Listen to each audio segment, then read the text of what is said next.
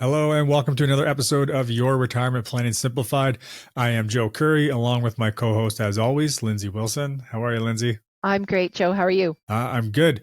Just we're starting to get on a roll here for podcasts as we try to ramp up for our busy client meeting season. That's So right. Starting taking in care just of a couple of business. weeks. Yeah. That's right. So Yeah. on that note, we're gonna jump right into this.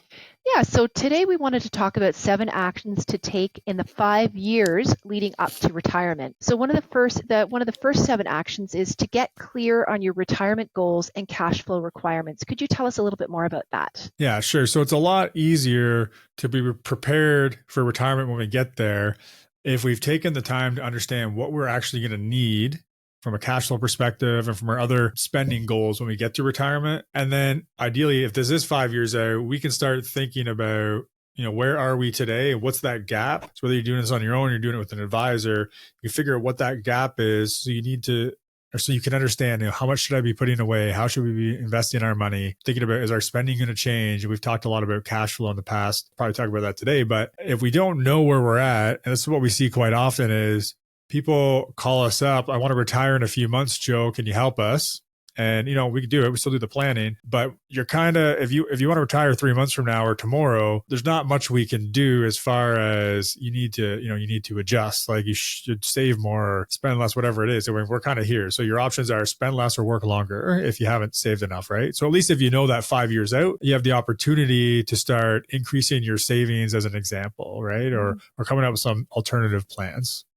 Now, what about taking care of your big ticket items while you're still working? Yeah, so this is on one of our I guess money mistakes we did there a few episodes Mhm. ago. But the idea here is we don't want any big surprises in retirement. So if there's things that need to happen, for example, to your house, you need a new furnace, or you're gonna do a renovation in the house, you're going to update the windows, you need a new vehicle, any of these types of things. If you can do those while you have that regular cash flow coming in from your work, and if you can do it out of that cash flow without having to borrow, that's going to be the optimal way of addressing those things. Because once we leave those to retirement, there's just too much that we can't predict, right? We Mhm. have no idea how prices are going to change, what markets are going to do early on in retirement. So as long as we have that predictable cash flow coming in from working, it makes it a lot easier to take care of those bigger ticket items. Mhm. So the big Mhm. thing is that we want to avoid any surprises once we get to retirement.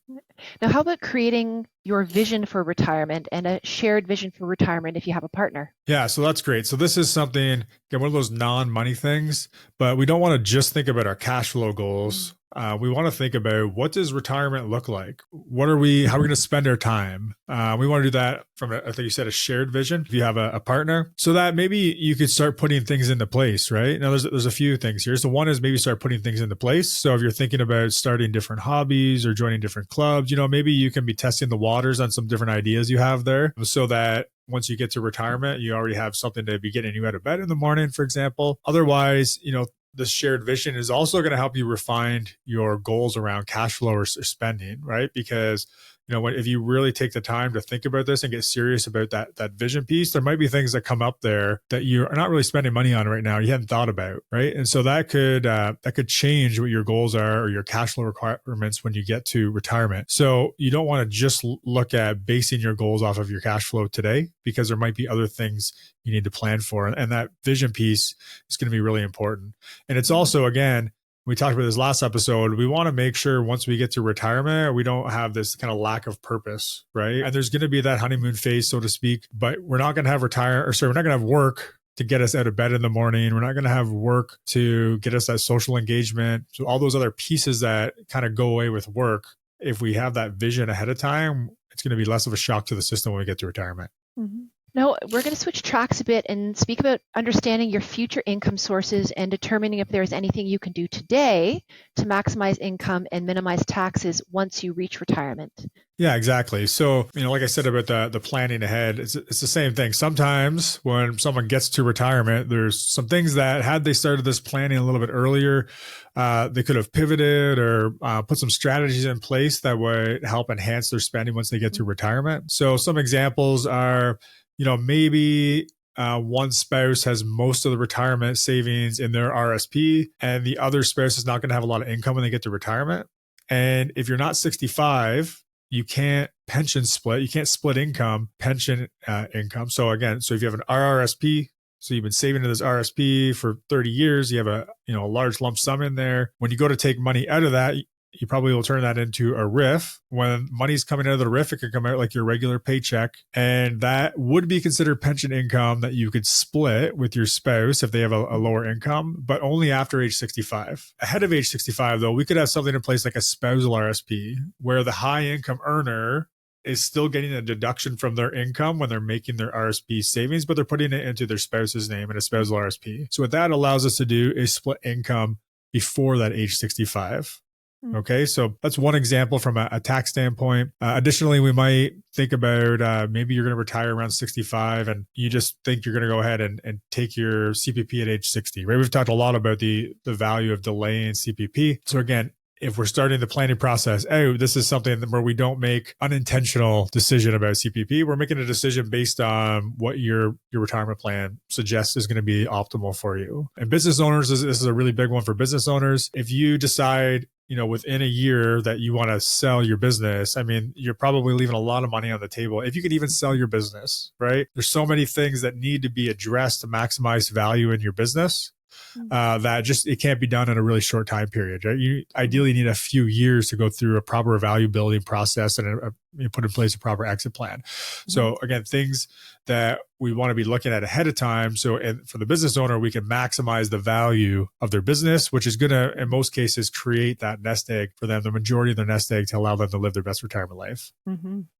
Now, what about doing a cash flow audit and stop any subscriptions you aren't using? We did recently speak with Robbie Baxter about subscriptions and thinking about them in retirement. Yeah, so that's a great idea. We all have subscriptions, things we signed up for. Maybe we signed up because we just wanted to watch one specific movie. We never shut it down. In fact, I have Netflix again right now because I just wanted to watch one show and I have not shut it back down. But anyway, it's not just TV streaming services. Everything is subscription now. You said we talked to Robbie. She talked a lot about this. But what I would suggest is once a year is you just go, you do an audit. Every subscription you have, everything that's coming out on a monthly or a regular basis, and anything you're not using or you don't get a lot of value from, cancel it. Add up how much you've canceled.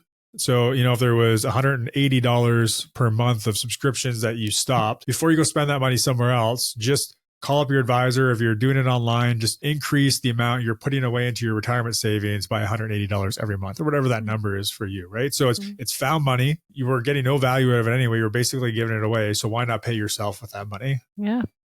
Now, how can you ensure that you're not leaving any money on the table? Yeah. So something, it's crazy how often we find this, but a lot of times, depending on your pension or your group RSP, like there might be matching options through your work, right? So, you put 5% into your pension and your employer matches that 5%, but your employer's not putting that money in unless you're putting it in, right? So you want to make sure you're not leaving free money on the table. So you want to look at your benefits, any of your retirement savings plans that go through your work. You want to make sure you're putting in the max so that you're getting the max from your employer, right? Also, some larger companies might have discounts on stock options. So for example, you might be able to buy your company stock at a 15% discount, something like that.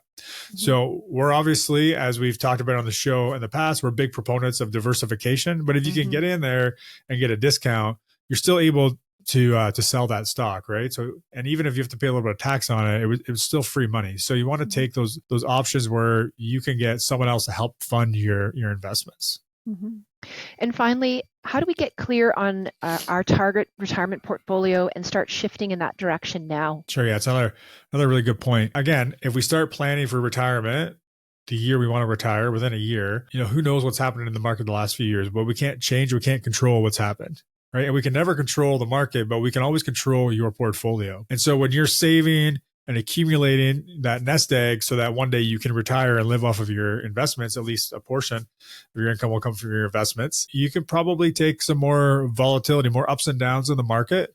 In fact, when the market's going down and you're still saving, that's actually a good thing, because now you're buying more shares cheaper, right? But as you get to retirement, you're probably going to change what your portfolio looks like. And there's kind of a danger zone in the 5 years leading up to retirement and the first 5 years of retirement, where that's the worst time possible to kind of take a hit to your portfolio. So, if you're riding a somewhat aggressive portfolio or something that does not look like what you're going to be using or holding in retirement, it doesn't make sense to make that shift when you retire. It makes sense to start thinking about that shift 5 years out from retirement, so that if we get some really bad markets leading up to your retirement, it's not going to impact when you can retire, right? So I think that's something a lot of people miss. And I think the reason for that is because we don't get serious about this retirement planning until we're about to retire. So we want to make sure that we're thinking about how we're setting ourselves up for success ahead of retirement, not just in retirement. Any final thoughts on actions to take in the 5 years leading up to retirement? Yeah. So, I mean, if you're listening to this and you're 5 years out from retirement right now, the first thing I'd say is you're doing the right thing because you're educating yourself. That's definitely the place to start. So, listen to podcasts like this, read books, talk to experts. That's the main thing, is that you're starting to understand what's possible, where you're at today, and the type of planning you're doing. And the next step is, once you have some clarity around what that looks like and what are the most important factors to you, you can take that next step and now start building out that retirement plan and start making some of these shifts or putting in place some of these strategies that we just talked about. Fantastic. Thanks, Joe. Thank you, Lindsay. Investment services are provided through Matthews & Associates Investments of Aligned Capital Partners Incorporated, an approved trade name of Aligned Capital Partners Inc., ACPI. Only investment-related products and services are offered through ACPI/Matthews & Associates Investments of ACPI and covered by the Canadian Investor Protection Fund. Tax planning, financial planning, and insurance services are provided through Matthews & Associates. Matthews & Associates is an independent company separate and distinct from ACPI/Matthews & Associates Investments of ACPI. Matthews & Associates are not licensed tax professionals, and you should consult with your tax advisor before acting on any recommendations.